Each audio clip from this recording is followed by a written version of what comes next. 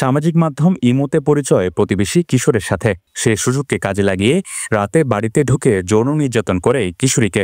এক পর্যায়ে বাড়ির দরজা ভেঙে কিশোরীকে উদ্ধার করে পরিবারের অন্যান্যরা। পেকুয়ার রাজখালীতে বিয়ের প্রলোভন দেখিয়ে বাক প্রতিবন্ধী এক কিশোরীকে এভাবে যৌন নির্যাতন করার অভিযোগ উঠেছে। সোমবার রাতে ঘটনাটি ঘটলে পরদিন সকালে ভিকটিমকে কক্সবাজার সদর হাসপাতালে ওয়ান স্টপ ক্রাইসিস সেন্টারে ভর্তি করা হয়। ভিকটিমের পরিবার জানায়, চিৎকার শুনে ভিকটিমের পিতামাতা এসে দরজা ভেঙে অভিযুক্তকে হাতেনাতে আটক করলে স্থানীয়রা জড়ো হয়। সমাজের প্রতিনিধিরা বিচার করার আশ্বাস দিয়ে অভিযুক্ত কিশোরকে নিজ জিম্মায় নেন।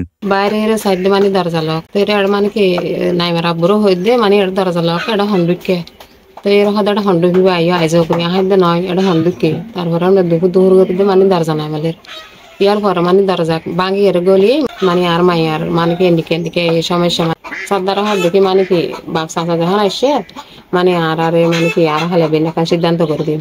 ভিকটিমের পিতার অভিযোগ, পরদিন সকালে বিচারের কথা বলে একটি সাদা কাগজে স্বাক্ষর নেন এবং পরে অভিযুক্ত কিশোর পালিয়ে গেছে বলে তাকে ছেড়ে দেন।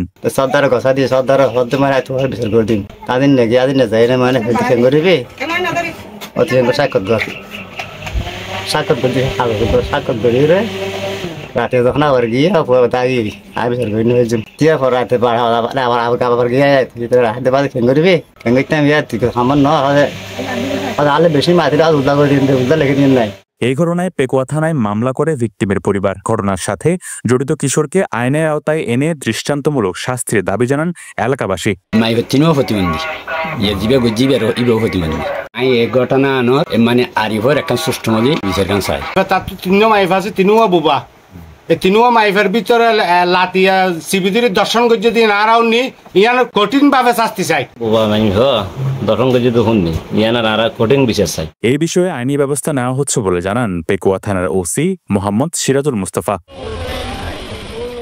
Desk report, Penowa.